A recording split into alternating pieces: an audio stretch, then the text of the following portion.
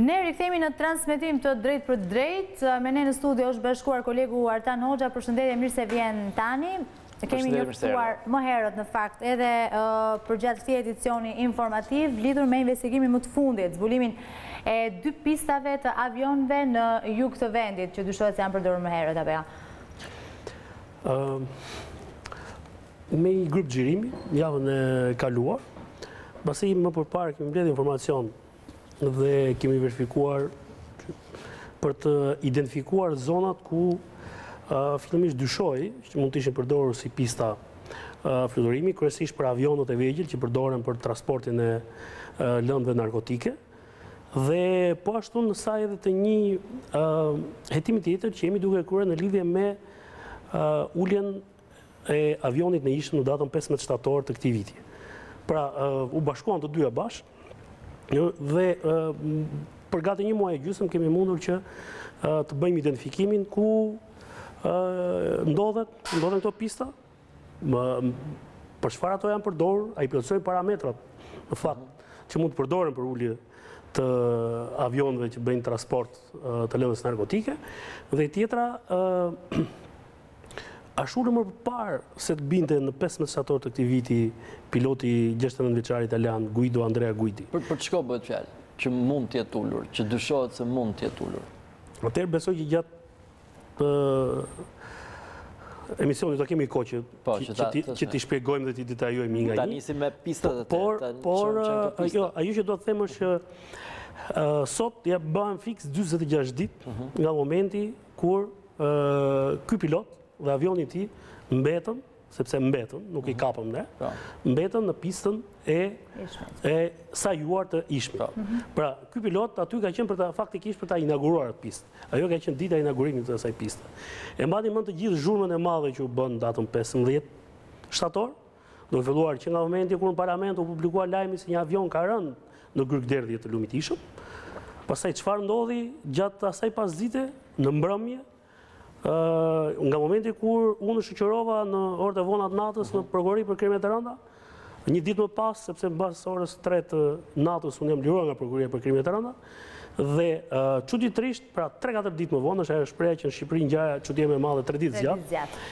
Ky është një nga rastet tipike ku gjithë ajo zhurmë që u bë, u fashit papritmës dhe prokuroria, i cili në këtë rast është organi që po drejton hetimin, aktualisht prokuroria për krimet e rënda, është kujdesur që të rrjedhë informacion pa dashje për çështjen shullazi apo për çështje tjera ku i interesojnë asaj, dhe ku në fakt ka dekonspirim të hetimeve, sepse kanë dëmtuar hetimet, informacionet e dala për dëshmitarë të cilët kanë deklaruar kundër Emiliano Shullazit apo njerëzve të rrethit afër të tij, janë me vërtet dekonspirimi i hetimeve, sepse kanë çuar në problemin që ta njerëz të ndihen të kërcënuar dhe kanë kërkuar mbrojtje. Pa dyshim po. Dhe pra, e gjithë ky një muaj e gjysmë na ka bërë që të përfshihemi në këtë pjesë, pavarësisht duke mos patur akses në informacionet që disponon organi i akuzës për prokuroria për krimet e rënda. Unë jam thirrur vetëm 2 herë dhe që nga ai moment nuk e di, edhe sot e kësaj dite vazhdoj të jem pa mjetet e mia të punës, pra pa telefonat celular, që për fatin e keq më kanë ndikuar edhe në punën time, sepse nuk arrit dot të bëj detyrën time, sepse kam humbur të gjitha lidhjet që kam patur në të dy aparatet celular, të cilat janë sekuestruar në mënyrë të palishme, janë mbajtur në mënyrë të palishme dhe vazhdojnë të mbahen dhe sot në mënyrë të palishme, pa deklaruar përse mbahen, përse i vlejnë më prokurorisë ato telefona, kur ato janë mjete pune. Tashmë nuk janë mas provë materiale, as iku flagranca që kishin në momentin e parë, dhe çuditërisht sot tash e herë 46 ditë mbrapa, jemi në një situatë kur kjo histori është pothuaje harruar dhe tashmë Shqipëria është duke marrë me halle të tjera. Nuk dihet as ku është Guidi, në fakt, shumë pak flitet për ta. Do t'ju rikthehemi këtyre çështjeve, po le të shohim ato që ka filmuar Artan Hoxha, pra në to 2 lokacione në jug të vendit, njëra pistë është në zonën e Malit Çajupit, apo jo? Po, njëra është në zonën e Malit Çajupit, pra është në lartësi mbi 1200 metra. Në të vërtetë është një lartësi e konsiderueshme, po është një zonë. Mund ta ndjekim ndërkohë që komentojmë. Është një zonë e mbuluar. Kjo është fusha e Çajupit. Kushdo që ka qenë dhe një herë të vetëm aty, ka një avantazh që ka një rrugë për të paktën 5 vitesh, ka një rrugë të asfaltuar dhe mund të shkosh me çfarë do lloj mjeti, edhe me veturë. Siç e shikoni, është një fushë e madhe, është e izoluar rreth rrotull me maja malësh. Mali i Çajupit shkon deri në lartësinë 2200 metra dhe majat për rreth janë mbi lartësinë 1600, pra deri në 2000, dhe fusha ndodhet në lartësi goxha të konsiderueshme, pra 1200 metra siç thash. Ka një qafa e Çajupit, pra është pjesa që ne shohim nga rruga nacionale Tepelen Gjirokastër. Makina ngjitet aty dhe pastaj bën një zbritje që varion diku mbase tek 150 apo 200 metra, pra bën një zbritje derisa jenë në fushën e Çajupit. Siç e shikoni, kjo është pamje fikse e jepet në këtë moment, dhe fusha që është përdorur, cilësisht është shumë herë më mirë se ajo pista e sajuar në grup derdhe të Ishmit, ku piloti psoi dhe dëmtimin e mjetit të tij dhe ngeli aty. Kjo pistë ka dhe një avantazh tjetër, sepse në këtë zonë, pra në malin e Çajupit, nuk ka valë celulari, është e vështirë për të kesh informacion, nuk punojnë apo nuk ke akses në internet. Pista është kjo ku po shkel? Pikërisht jam duke shkuar atje. Si që shikoni, thashtë edhe zona është e izoluar.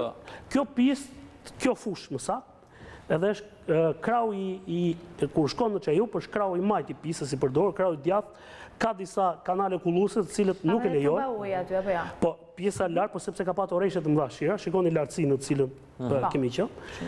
Dhe kjo pistë në kraun e saj të djathtë, pra kjo fushë ka kanale kulluese, mban dhe ujë ku ka rreshe të mëdha të shiut, kurse pjesa tjetër është krejt e niveluar, është një fushë natyrale, bar natyral i paprekur.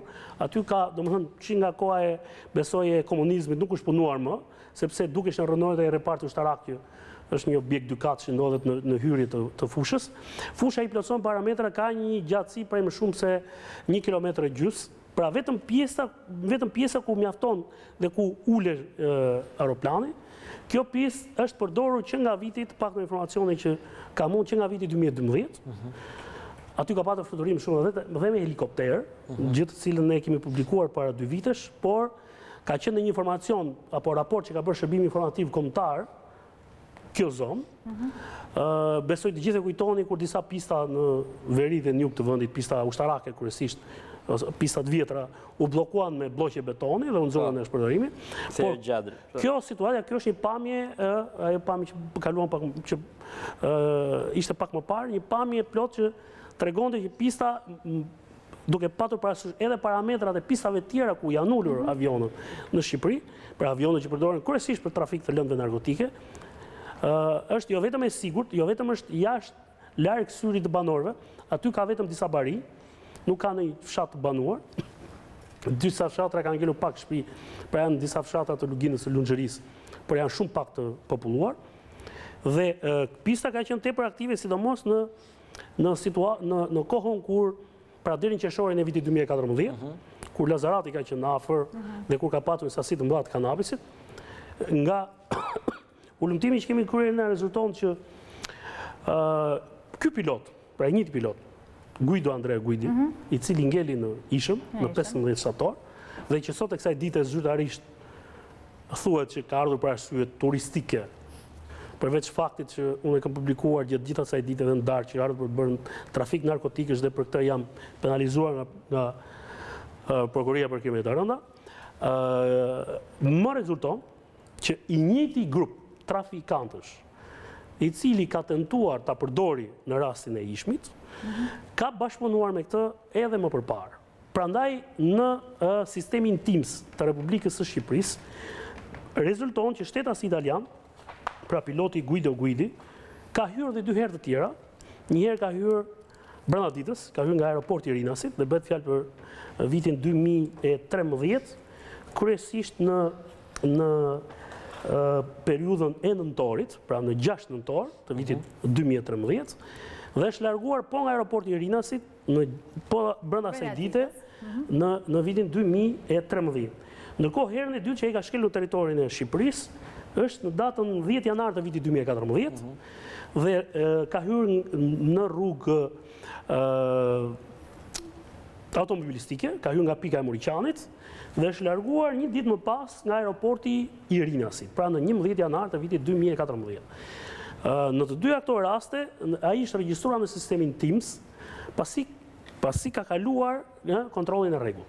Nga informacioni që ka mund, rezulton që në dy rastet ai ka ardhur për të siguruar bashkëpunimin, për të bërë mbase dhe pagesat dhe likuidimin e shumave që i takonin në lidhje me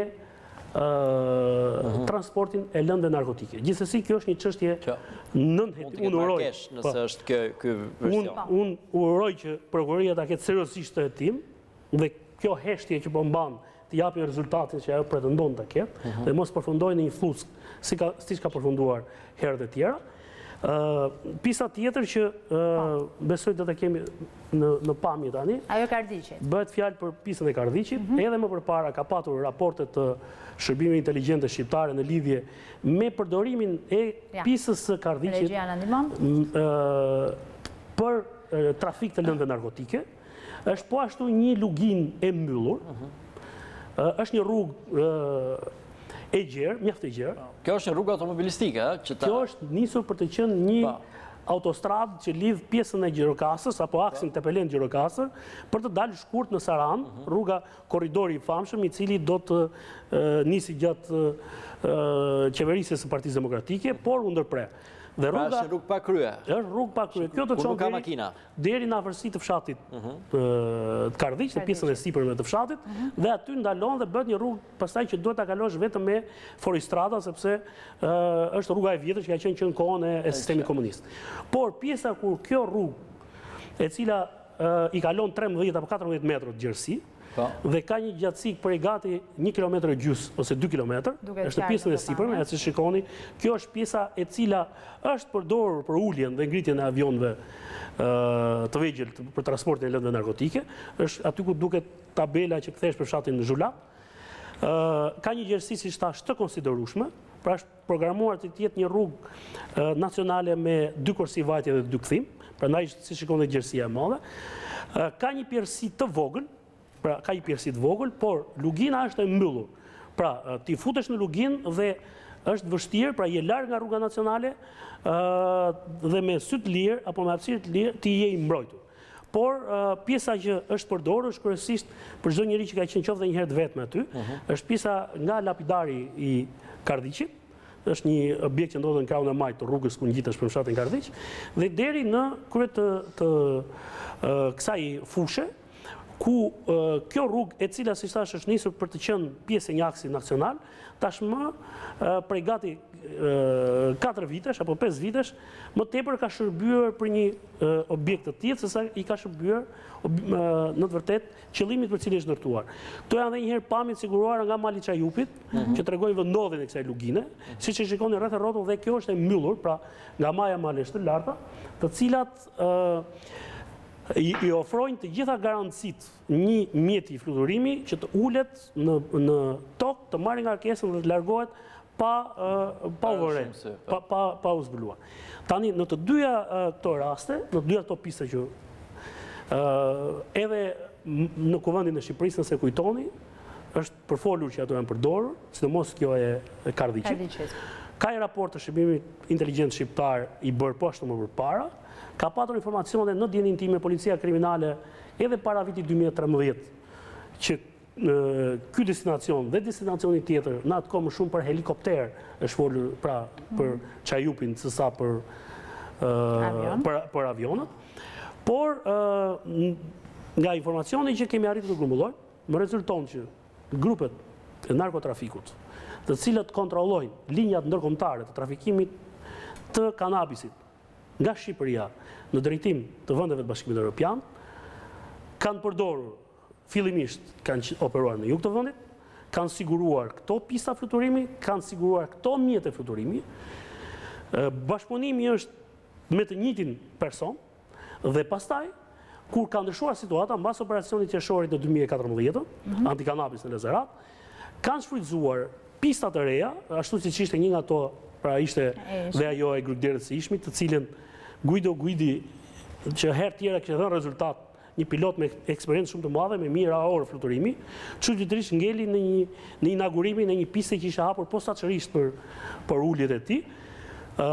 Rezulton që i njëjti grup ka vazhduar të operojë në territorin e Republikës Shqipërisë, por tashmë duke ndryshuar destinacionin e zonave ku ata kanë kultivuar bimet narkotike dhe zonave ku ata kanë vendosur të bëjnë transportin ndërkombëtar të lëndëve narkotike. Ajo që ka ndodhur është që menjëherë mbasi grupi xhirimit i emisionit Xhungël dhe News 24 ka shkuar në të dyja këto zona. Ne kemi kontaktuar për të ballafaqur informacione që kishim edhe me drejtues të policisë lokale, të shërbimit inteligjent që mbulon zonën, apo të banor të zonës, dëshmitar. Unë garantoj njëherë identitetin e personave të cilët na kanë ndihmuar që të realizojmë të hetim dhe të na japin këtë informacion kaq të detajuar. Dhe një ditë më mbrapa ka patur një reagim të menjëhershëm. Konkretisht në gjithë rastin tu ta përgëzoj drejtuese policisë së qarkut të Gjirokastës që menjëherë sa pa vënë ndjeni për ekzistencën e një piste të tillë, e cila i plotësonte gjithë parametrat për uljen e avionëve të trafikimit të lëndëve narkotike, kanë ndërhyrë dhe në datën 28 në pistën ose në fushën e Çajupit është dërguar një mjet agrobujqësor i cili e ka pluguar hapësirën dhe ka krijuar disa kanale të thella në fushë, në distancë të shkurtër, në mënyrë që ta bëjë të papërdorshme këtë fushë nga fluturimi jashtë shikoni. Kjo është pjesa që unë po e tregoj me gisht. Kjo është pjesa para, kjo është në datën 27, një ditë para, pra kur kemi qenë ne. Dhe një ditë më pas, si shikoni, këto janë kanalet e krijuara në fushë nga një mjet agrobujqësor me plug të thellë, i cili e ka nxjerrë jashtë përdorimit këtë fushë, pra nuk mund të shërbejë më për ulje të mjeteve të fluturimit, por gjithsesi, si shikoni, këtu kemi të ballafaqimin e të dyja pamjeve në datën 27 ku kemi qenë ne ditën e enjte dhe ditën e premte, pra një ditë më mbrapa, ku ndërhyr menjëherë në mënyrë që kjo pistë të nxirrej jashtë përdorimit, jashtë funksionit dhe të mos kishte tentativa për të ulur. Keni parasysh që ndodhemi në fazën, pra jemi në ditën e fundit të muajit tetor dhe sapo ka filluar tashmë transporti i prodhimit të ri që ka dalë nga fushat e kanabisit dhe prandaj në këtë situatë vjen dhe në lëvizje më tepër grupet e narkotrafikut për të kërkuar mënyrat e trafikimit të lëndës narkotike nga territori i Shqipërisë në drejtim të tregut evropian. Kryesisht me fluturime ajrore kanë qenë edhe në rastet që janë kapur, si në 10 maj të vitit 2014, po ashtu në 25 gusht të vitit 2015, radhën e parë ishte në Divjak, në gusht ishte në Sevaster të Vlorës, avioni madje është rasti kur piloti ishte një njerëz shqiptar, sepse kemi nga 3 avionët që janë kapur nga Shqipëria, 2 janë pilot veteran, profesionistë italian, pra janë pilot që kanë bërë mijëra orë fluturimi. Rasti i Brindisit është kur u kap një pilot shqiptar 26 vjeç nga zona e Babicës e Vlorës, i cili kishte ngarkuar në Sevaster dhe një ngarkesë për 130 kg dhe u kap ndërsa ulej në Brindisi. Do të kërkoja regjistër dhe pjesën tjetër kur të pistës që është përdorur në zonën e Kardhiqit. Siç e shikoni, kjo është në datën 27 kur kemi filmuar kjo pamje. Kjo është gjendja që ka qenë në rruga deri në datën 27 dhe 2 ditë më vonë, nga informacionet që kam marrë dhe nga verifikimi që kemi bërë nëpërmjet burimeve në ngjarjes, në rezulton që autoritetet lokale, Drejtoria e Policisë Qarkut Gjirokastër, ka marrë masat menjëhershme në bashkëpunim me ndërmarrjen e rruga Urës, e cila është në varësinë, besoj, të Bashkisë Gjirokastrës, kanë vendosur prita për ta nxjerrë jashtë funksionit edhe këtë pistë, siç shikoni.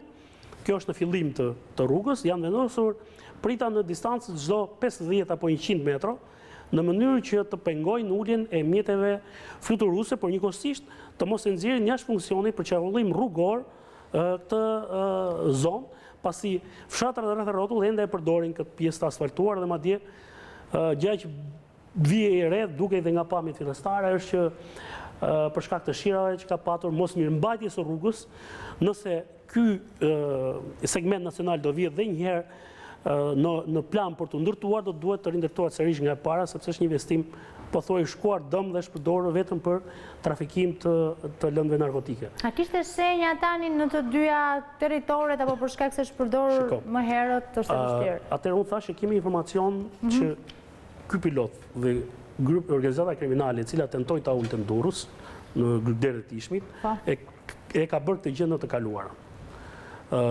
Ka rezultuar tashmë e provuar nga sistemi TIMS që ky pilot ka hyrë në Shqipëri në vitin 2013 dhe në vitin 2014. Përkohën me kohën kur nga Shqipëria drejt Bashkimit Evropian bëj trafikimi i lëndëve narkotike. Por nuk ekziston në sistem, dhe ky është problemi, kur ai ka hyrë në hapësirën territoriale shqiptare, ka ngarkuar në to pista që më thash dhe është larguar, sepse nuk ka si ta regjistrosh. Ai nuk ka hyrë legalisht. Ka bërë të njëjtën gjë siç bëri në Ishëm, por për fatin tonë të mirë, ai u dëmtua në pistën e sajuar të Ishmit, kurse në rastin tjetër, pistat kanë qenë me parametra shumë të mirë. Si rasti i Kardhiqit, është një asfalt në cilin nuk ngelen gjurmë, është një gjerësi optimale. Nëse bëni një krahasim, se do ishte interesant të bëni një krahasim me Ishmin për parametrat e pistave, qoftë hapësira, qoftë... Atëherë, në krahasim me Ishmin në të dyja vendet, edhe në fushën e Çajupit, edhe në Kardhiq, pistat janë më të gjata se ajo e Ishmit, janë në terren shumë herë më të mirë, Kardhiq është asfalt shumë i sigurt, nuk ka si të lërë gjurmë, sepse ai edhe ai ka rrota. Po shikoni tani pamjen që ka pista e Ishmit, krahasuar me pamjen që unë solla nga fusha e Çajupit dhe ajo e Kardhiqit. Edhe në Çajup fusha është bar natyral, nuk ka pengesa, është një zonë e butë, vazhdimisht ajo ka ullë sepse është në mal, dhe kjo e ka bërë që të mos ketë probleme dhe të mos krijojë probleme për mjetet fluturuese të cilat janë të një tonazhi të vogël, siç janë avionët tip Piper. Kurse në Ishëm nuk ka ekzistuar një terren i tillë, prandaj është bërë ai investimi, dërguar mjete si eskavator apo plug për ta pluguar përpara, pra traktor për ta pluguar, dhe pastaj me eskavator dhe me rul ta nivelojnë, por nuk kanë arritur që ta sillin në parametrat që unë tregova në fushën e Çajupit dhe në luginën e Kardhiqit. Një zonë kjo më aluvionale, më e bukur, rast të shiu atje. Në sy i thjesht, pra me shikim të lirë shikon që ato dy që solla unë janë në shumë të përshtatshme, shumë edhe si gjatësi, edhe si gjerësi, edhe si terren poshtë, pra në një vend është asfalt, në tjetrin është një bar natyral, i cili lejon lehtësisht uljen apo ngjitjen e mjeteve të tilla të transportit ajror, të cilat janë përdorur nga trafikantët për transportin e narkotike. Në fakt, nga hulumtimi që kemi bërë, rezulton që transporti më i sigurt për trafikantët e drogës nga Shqipëria drejt Italisë është transporti me mjet ajrore.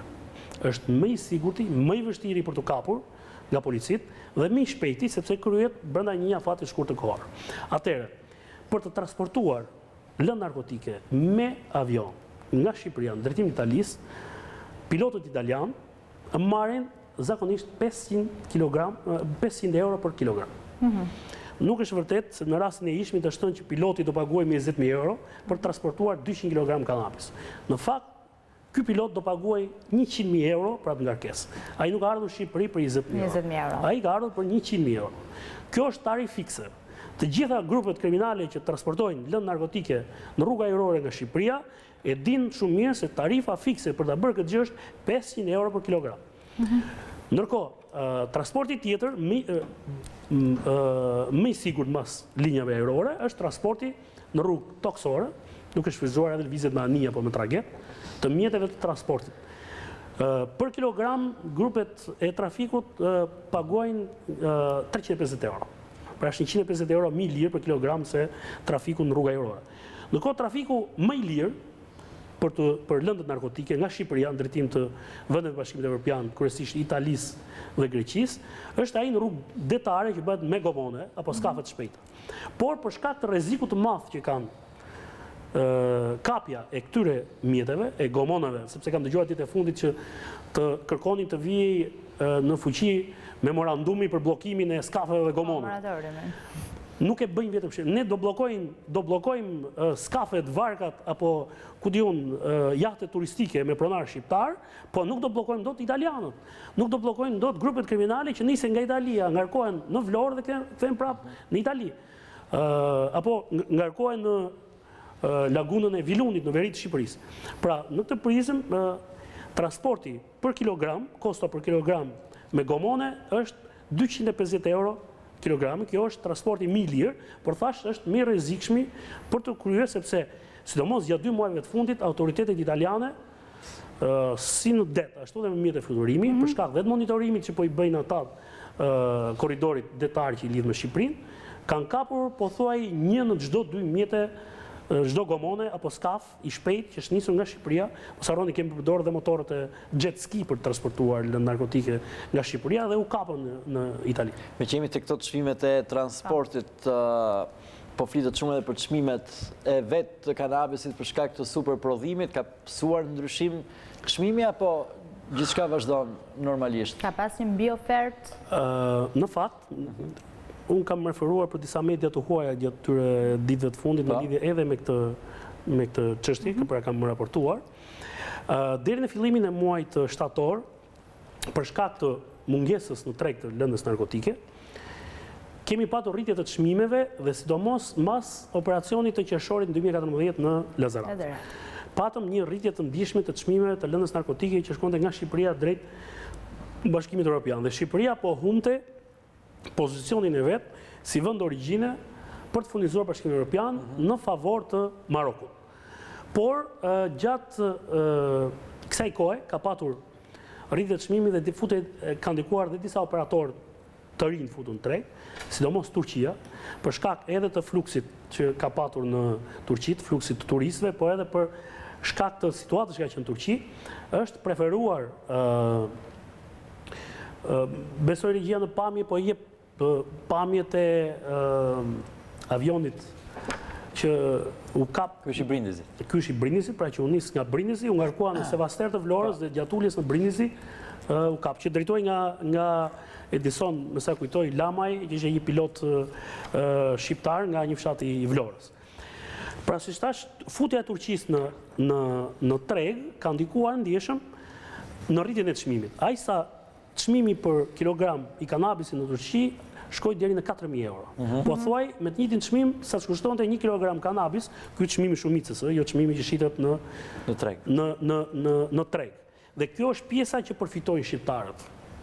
Pra, shqiptarët, trafikantët, kultivuesit, kjo është pjesa që përfitojnë direkt. Pastaj ajo kalon grupeve tjera. Pastaj pjesa tjetër është e marrin organizata kriminale në vendet përkatëse, të cilat merren me shpërndarjen.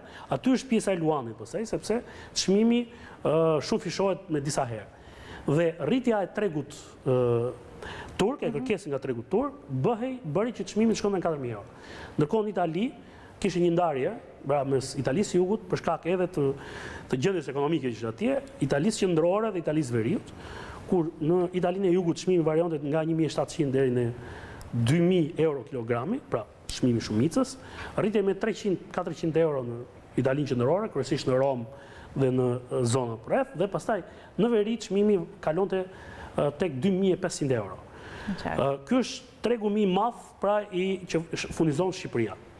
Ndërkohë, në Francë, çmimet shkonin deri në 3.500 euro, por Shqipëria nuk ka pjesë luani në Francë, pra kontrollon disa pjesë në veri apo në rivierën franceze, sepse furnitori kryesor me marijuanë i Francës është Maroku, Spanja po ashtu furnizohet tërësisht nga Maroku, Portugalia po ashtu tërësisht nga Maroku.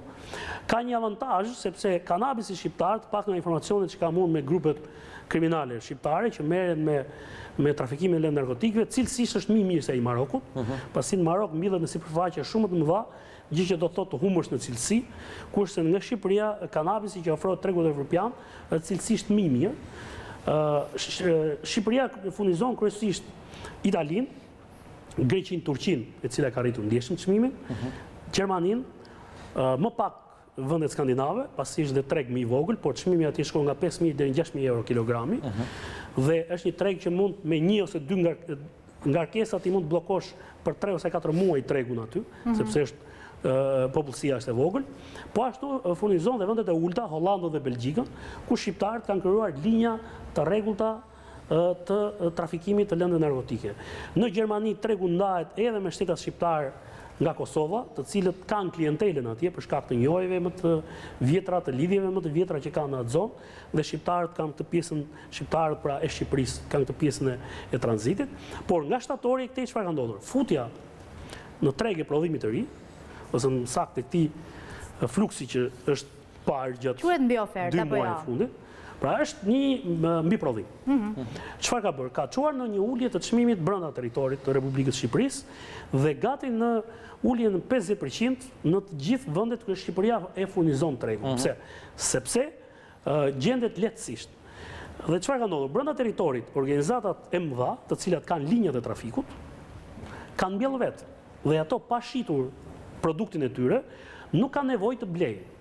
Dhe atëherë gjithë operatorët e rinj që janë futur në treg, dhe për fat keq të vitu futën shumë edhe biznesmen të ndershëm për shkak se bizneset e tyre të tjera nuk po ecin, u joshën nga kjo dhe kjo është e tmerrshme kur e u futën shumë fermerë, hallexhi, të cilëve ju servir fara për të futur kësaj pune, dhe kjo ka bërë që të ketë operatorët e rinj dhe ata që nuk kanë linjat e trafikut, nuk janë të detyruar të shesin lirë, sepse nëse e mbajnë gjatë, e para rrezikojnë investimin e tyre, e dyta rrezikojnë të kapen nga policia, dhe e treta nuk kanë ambiente, sepse të mbash sasi të mëdha të kanabisi, duhet kesh, ju të gjithë keni parë pamjen që ne kemi sjell gjatë javëve të fundit, në hangarët apo magazinat ku mbahet kanabisi, ku duhet ketë ngroje, duhet ketë ajrim, gjithë infrastruktura e nevojshme. duhet një infrastrukturë e tillë që nuk e ka kushdo mundësi. Në këto kushte ka bërë që çmimi të bjerë, pra nga 300 që ka qenë euro që mund të merrej fermerit që s'ka lidhje atje në ar, në parcel apo në fshat, ka shkuar deri në 100 euro, madje ka zona dhe më poshtë. 70?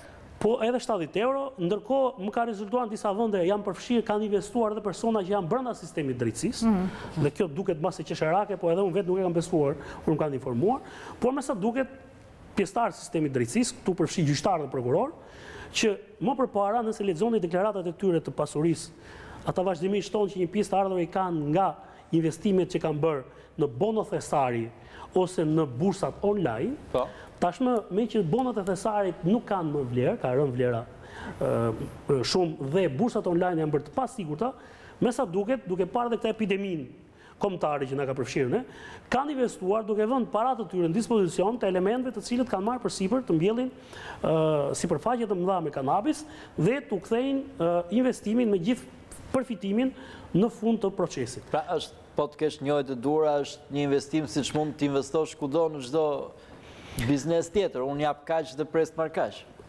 Është një investim që deri tani ka dëshmuar që ata që kanë investuar me përjashtime të rralla kanë përfituar shumë. Tani, ajo që ndodhi këtë vit, si thashë një herë, ishte fakti që grupet për shkak se nuk u goditën gjatë operacionit të qershorit 2014 në Lazarat, e kthyen Shqipërinë në një sipërfaqe shpërndan, jo se nuk ka patur më parë në Dukagjin, sepse jo më kot janë qelluar helikopterët, dhe fakti që këtë vit nuk ka ndodhur që helikopterët e ushtrisë, se kam dëgjuar edhe këtë tjetrën, dhe kur e bën një ministri i kabinetit qeverisës që kërkon të ndërhyjë ushtria, pa i ditur që ushtria ka kohë që ndërhyn, dhe kjo është e pafalshme, ushtria shqiptare ka kohë që është përfshirë në operacionet anti-kanabis në këtë vend. Me çfarë? Me helikopter? Është me logjistik, edhe me personel njerëzor.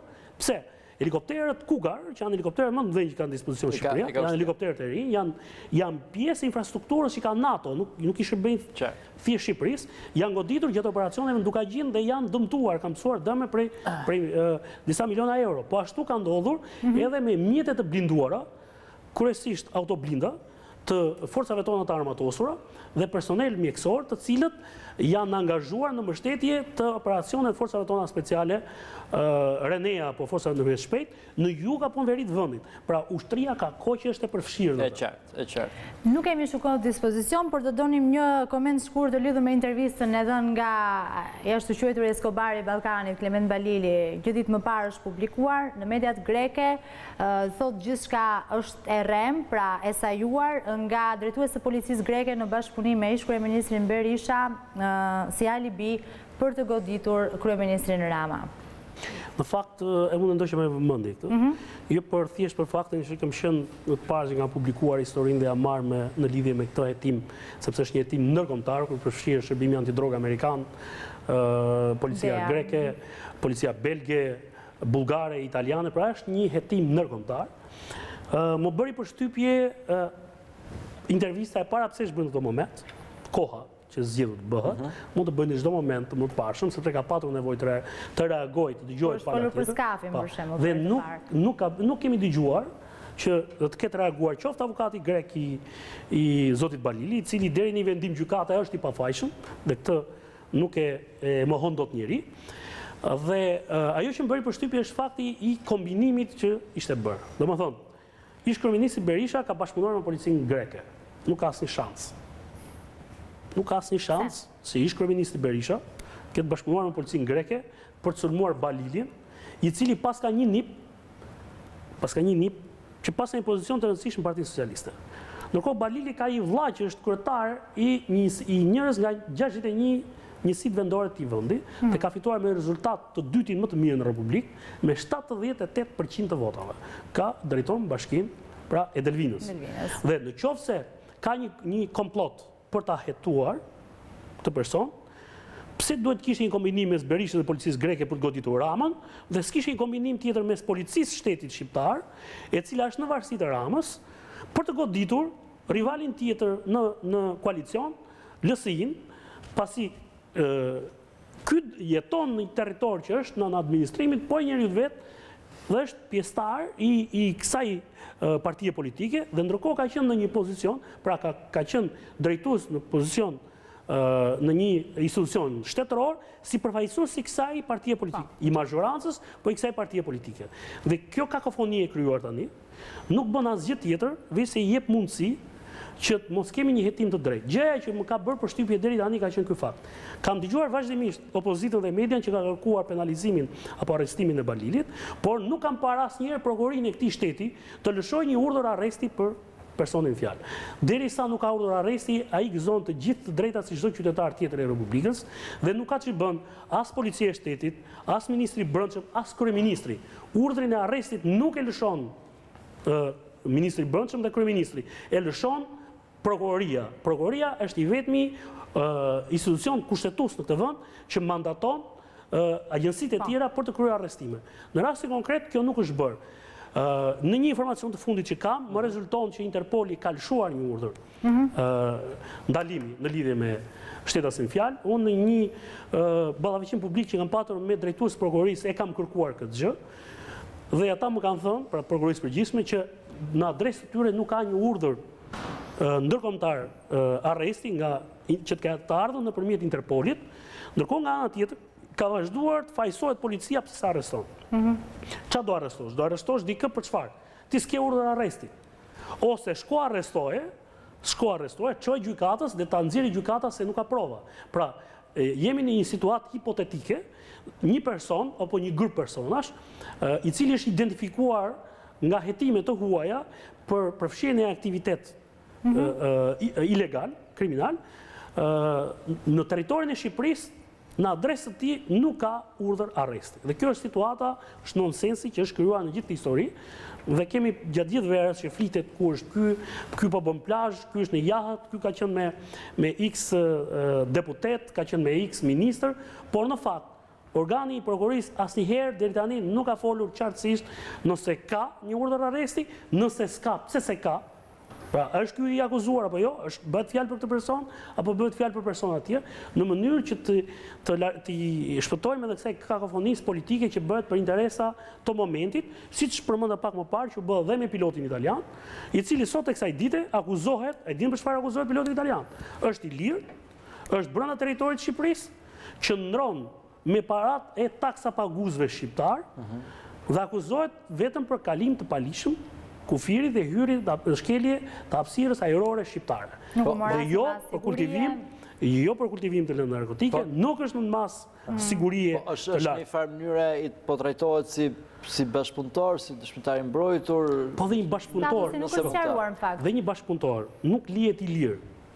Sepse një bashkëpunëtor, nëse gjendet i lirë, është kollaj ti bësh presion, ta friksosh, ta eliminosh dhe fizikisht.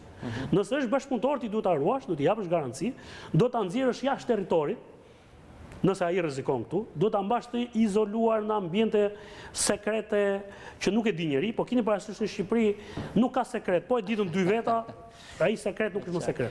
Megjithatë, për rastin Guidi nuk kemi pasur më dekonspirime pas atij që bëre ti natyrisht. Në fakt, unë gjatë kemi qenë bashkë, nëse kujtoja ditë, ne kemi qëndruar vazhdimisht linjës, referuar dhe 2 rasteve të pashme të avionëve të trafiku drogës në Shqipëri, pra njëri shkap me 309 kg i Giorgio Riformatos, pra që ran Divjak, dhe rasti tjetër i atyre djemve nga Babica, ata kanë patur 130 kg.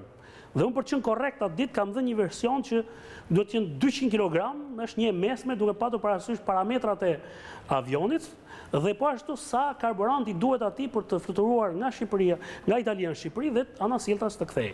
Pra, që nga ai moment edhe deri sot, thash, ky person nuk akuzohet dhe nuk është paraqitur para asnjë gjykate për mas sigurie në lidhje me këtë akuzë dhe nga ana tjetër çdo gjë është heshtur, duke përfshirë edhe të fakti që 46 ditë, sot bëhen fiks 46 ditë, unë nuk kam asnjë përgjigje nga organi i akuzës pse më janë mbajtur mjetet e mia të punës, pra 2 telefona celular, duke më bllokuar gjithë aktivitetin tim si gazetar, sepse njëri nga telefonat nuk është imi privat, por është i kompanisë apo i grupi mediatik ku unë bëj pjesë. Dhe pjesa tjetër është që në ato mjetet, në ato telefona ka informacione private apo informacione të rëndësishme që kanë të bëjnë me çështje që unë kam qenë në hetim e sipër në lidhje me afera korruptive të ish drejtuesve të lartë apo drejtuesve të lartë të Republikës së Shqipërisë. Ertan Hoxha, faleminderit shumë që ishim me ne dhe ndave këto filmime ekskluzive, por dhe gjithë këto shpjegime tjera për gjitha çështjet. Faleminderit edhe një herë tjetër.